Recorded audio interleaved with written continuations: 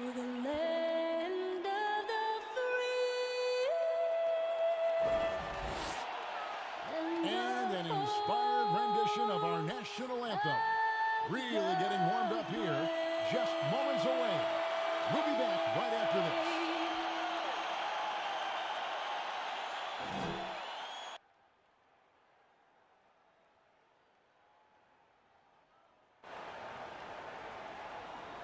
Welcome, fans. Thanks for joining us for this Friday night edition of the NBA on 2K Sports. Hello, everyone. With Chris Webber and Greg Anthony, I'm Kevin Harlan. We'll be hearing from our Hall of Famer on the sideline, David Aldridge. And a moment now to look at the year-to-year scoring output and how it has been trending for Collins. And his scoring numbers have been going in the right direction these past few years. He's gotten better and better at handling what those opposing defenses are throwing his way and finding ways to get his points all over the floor. And a look at the starters for the Hornets. Bridges out there with Washington. Then there's Terry Rozier. And there's Bismack Biyombo. And it's Graham in at the 2 guard. And for Atlanta, Herter the 2 with Hunter at the 3. John Collins is out there with Clint Capella. And it's Young in at the 1. Another year of record-breaking offense. Why is it, Chris, that great offense so often beats great defense? Because defense is not about stopping you. It's about making you take the option that the defense wants.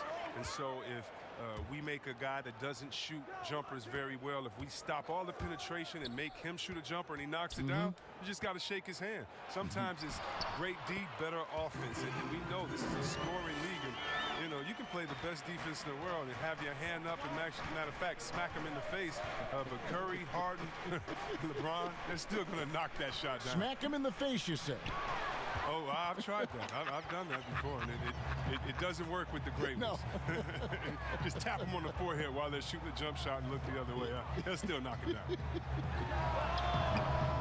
Here's Capella, and the dunk by Capella. A workhorse on the glass. Capella ready to pounce on misses as soon as the shot goes up. Graham surveying the floor. Here's the teardrop.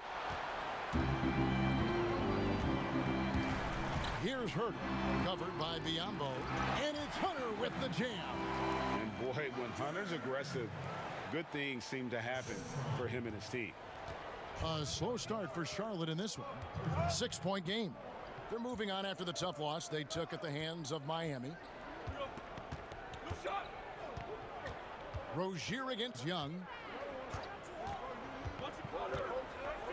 Here's Rozier. He's coming off a 40-point game against the Heat in Miami. Pass to Capella. That's in, coming off the assist from Young. A really smart opening quarter for them at the offensive end. Moving, finding good shots. They're 4 for 5 from the field. Rozier, the pass to Biyombo. Kicks to Graham. Lets a floater go. Rozier for 3. Hunter grabs the miss. Last outing for the Hawks, it was a loss to New York. And that'll be 2 free throws coming up. Officials on the call with the foul. And he may not have gotten the same attention as some of the other picks back in the 2017 draft break, but John Collins out of Wake Forest has been outstanding thus far in his career. Really one of the league's best kept secrets. Tremendous athleticism, also great hands, and just has a knack for moving to the open spot around that rim.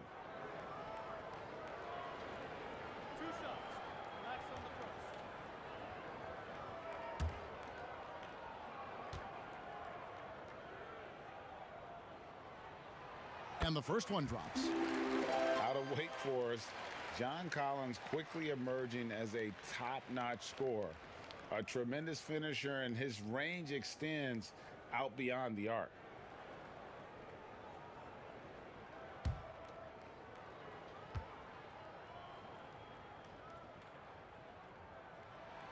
And so he makes both from the line.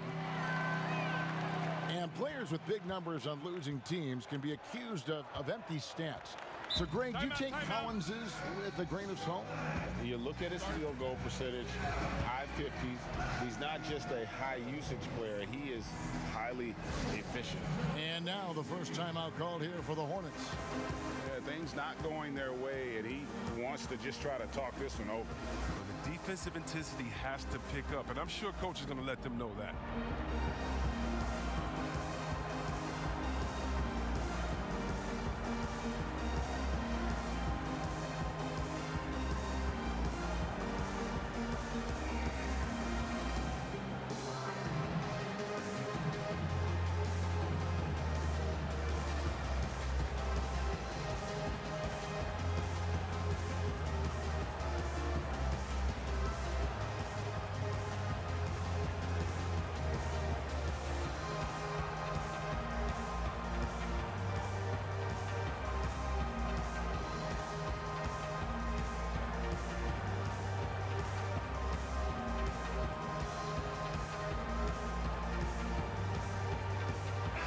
Taking a look here at some numbers for Trae Young. Since the All-Star break, he has been superb. He's putting up about 28 points a game, 10 assists, and 3 rebounds. And you like what he brings backing up the point guard. Yeah, no doubt. He knows how to run this offense. Tremendous asset to this team coming off the bench. Now, here's Biyombo. He's coming off a 10-point game against the Heat in Miami. Washington passes to Graham. Charlotte no good that time either. The Hawks leading by 10. Yeah, and the Hornets, they'll be one of the more disciplined teams you'll find in this league. I mean, they keep mistakes to a minimum on both sides of the ball. That's a big part of why the Hornets are tough to play. Capella inside. Rozier defending. Capella with the bucket. Yeah, they're going to have a nice little run here. And so Graham will bring it up for the Charlotte Hornets. Looking for the first basket of the game. Biyombo kicks to Rozier. They could use a bucket. He can't get it to go. Good defensive work there by Young. And Chris, for the Hornets, as we know, their coach Borrego preaches preparation. Well, yeah, and it shows it up in the stats, Kevin. I mean, they're the best in taking care of the ball. The team does not take silly fouls on defense. Here's Rozier following the 3 by Atlanta. And we're just over 3.5 minutes into the first quarter. Hawks have gotten 6 or 7 shots to fall in the first quarter. They're off and running. Collins finds Capella. Here's Herter, covered by Biyombo. Teardrop shot. Herter, no good. A fantastic effort on D to get up in his face and deny the layup. 59 seconds left here in the first quarter. Yep, that one goes in there. Adept at maintaining his balance on the way up. Bridges, a strong player who can play through contact. Rozier against Young. Out to the wing. Fires the 3. And there's Hunter on the assist from Young. Hunter's got 5 now. And it just seems that every pass they make is leading to a score. Just great ball movement. Now Bridges. He's making his presence felt offensively with his scoring average up there at almost 13 points a game. 5 to shoot. From 18 feet away, and it's Graham missing. No doubt he's struggling right now from the field. Let's see if he can get it going this quarter. Herter, no good. Well, they'll be happy with that look, even though it didn't fall. No, you're right. He'd take that 10 out of 10 times. He's not going to miss many of those. And an overpowering first quarter effort. Already a double-digit advantage. Hawks on top, up by 16. 2K Sports back in a moment here in Atlanta.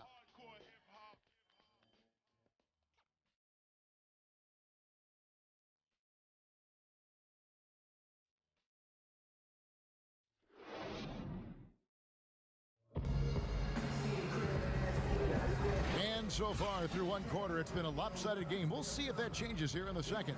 And guys, we've seen the Hawks really take control here. They came in on a mission, razor-sharp offense in that first period. Yeah, and now they got to find a way to keep it going, keep growing that lead. You played for a lot of different coaches in your career, Chris. I'm sure you saw characteristics that you like in a head coach with all the different people you played for. Yeah, definitely. You definitely want coaches that challenge you, that want to make you better, that helps with the team chemistry. But I would say, number one, you want a coach that understands they are such a good coach that their job is to infuse you with as much information during practice, and then come game time, they trust you to go out and do your thing. They don't micromanage during the big games. They say, wait a minute, we put in enough practice time, you know what we should do, now go out there and execute. The ones that trust you, you gotta love. Right. They've got Bembry. Carter is out there with Reddish. Then there's Teague, and it's Dedmon in at the pivot, manning the middle. So that's the lineup for Atlanta.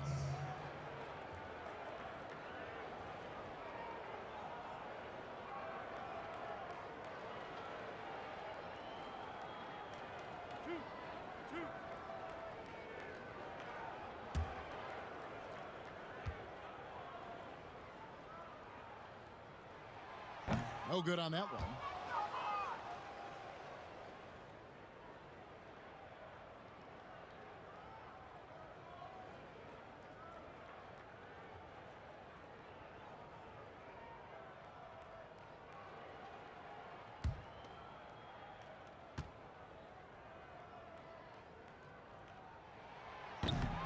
No good on the second free throw. And with Cody Zeller, he has a very workmanlike approach when he's on the floor. Yeah, Kevin, and that's what Zeller is all about, playing a simple meat and potatoes type game. I mean, what he does won't show up in the box score, but it'll show up in the standings. Now here's Teague, guarded closely. To the wing right side. Clock at 6. Basket good. I like that big play. I mean, you can see how easily it makes it for him to get to the cup. Hornets trail by 16. Second quarter, and we're just over a minute in. Zeller passes to Batum. And he gets the whistle. 2 free throws coming up. And a quick look at how Atlanta's schedule shaping up. On Saturday, they'll take on Kevin Love and the Cleveland Cavaliers. And then on Monday, they'll be facing Drew Holiday and the New Orleans Pelicans. And for that matchup with the Wizards, they'll need to be at their best for this contest. Anything short of excellence, and they'll be in for a rough ride.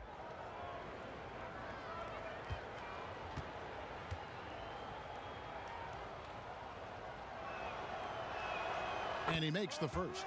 Well, that is because Batum is one of the most versatile players in the league. His ability to score from any spot, pass, rebound, and defend, that's what makes him so unique and important.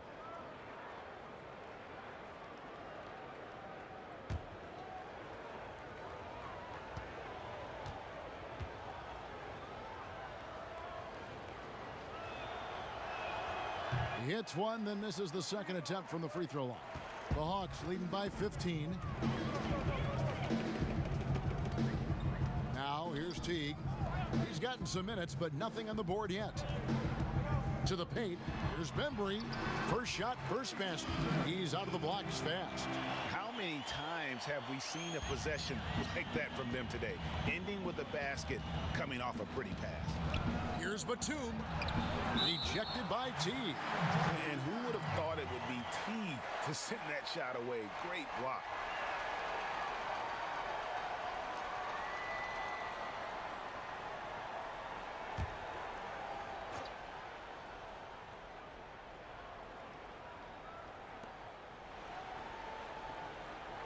Zeller with it. He's coming off a 10-point game against the Heat in Miami. Down to 5 on the shot clock. Washington passes to Graham from deep. His offense has been non-existent tonight. It's really hurt me. They are in complete control. This is the ultimate definition of the zone. Everything they've done has worked. Well, some rookies have been making a name for themselves on the glass this past month. Let's see who we're talking about. You take a look at Hunter, no doubt one of the most efficient rebounders in the game. And, of course, P.J. Washington. He shows up in that same conversation. And they've each come into their own, I think, as rebounders during this stretch. I think they're getting used to the more physical nature of the NBA.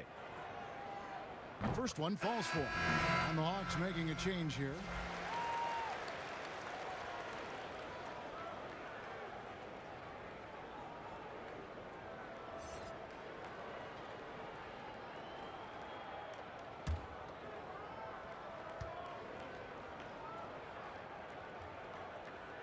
Both good from the line that time.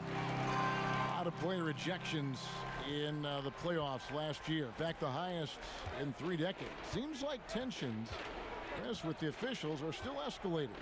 Well, yeah, the relationship between the players and the referees, you know, it's always an ongoing process, and it's definitely getting better. But last year we had the highest number of new referees in the history of the NBA. And so you're going to have growing pains when you have younger guys and understanding the culture of the league. But I like the way that we're going, and some of those rejections were warranted. Some of them weren't. I just look at that year as, that just happened. Let's see what happens. I'm not going to hold players and referees accountable to last season. I think we need a little bit more context before we make a decision on player ejections and flagrants and things like that. Just a little more research. Batum with the steal. 3-on-3. Here's Washington, and he uses the glass on the layup.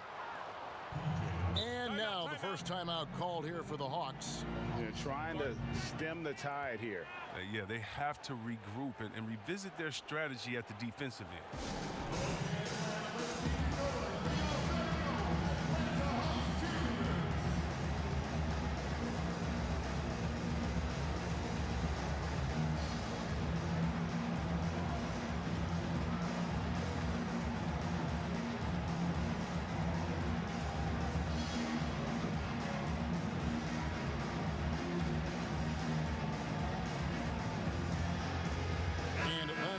For a different look here.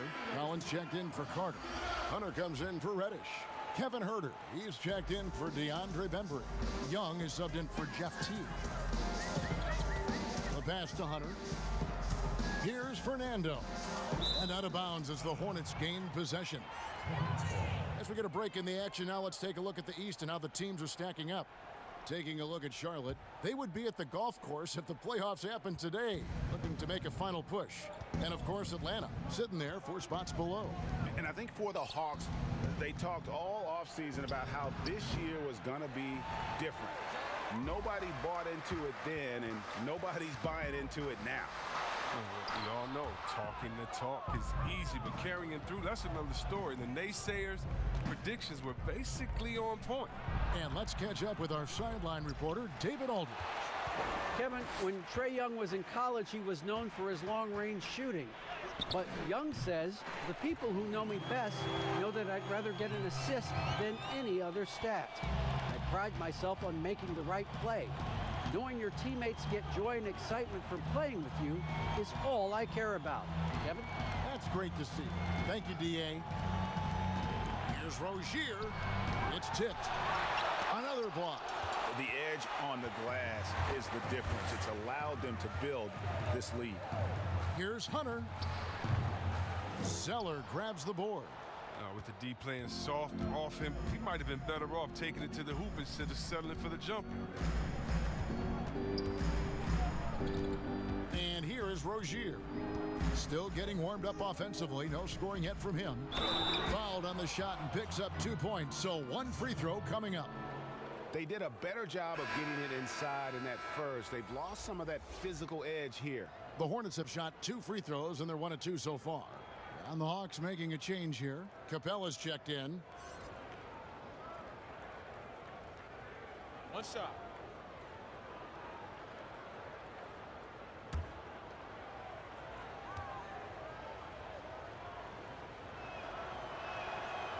That one misses for Zeller. The younger brother of Tyler Zeller and former Suns big man Luke Zeller, Cody has a good chance to be the best of all 3. Here's Young, coming off 31 points last game.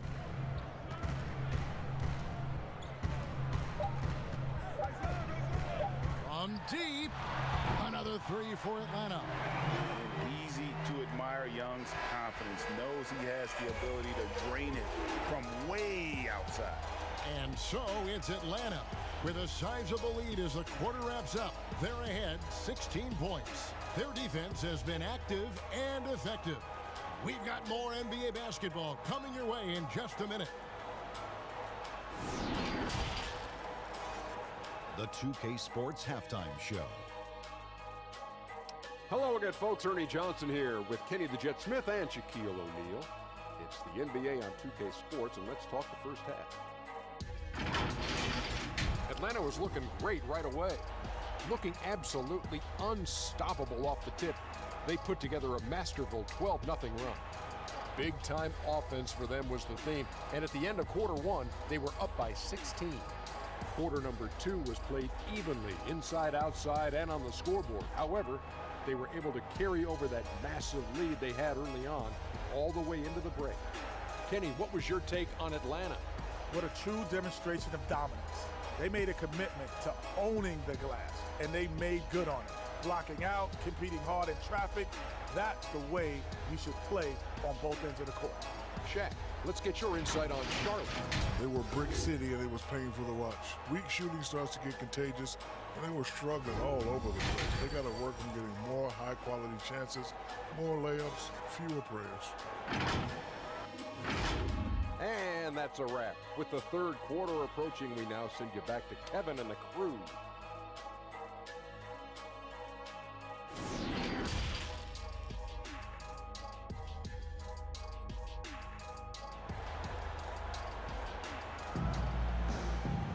And with the second half upon us, we'll find out if this game becomes the route that it's threatening to be. Clint Capella really making a difference here. He's done a fantastic job of finding open space to operate within the first few quarters. Yeah, the offense looks crisp, and guys are hitting their shots.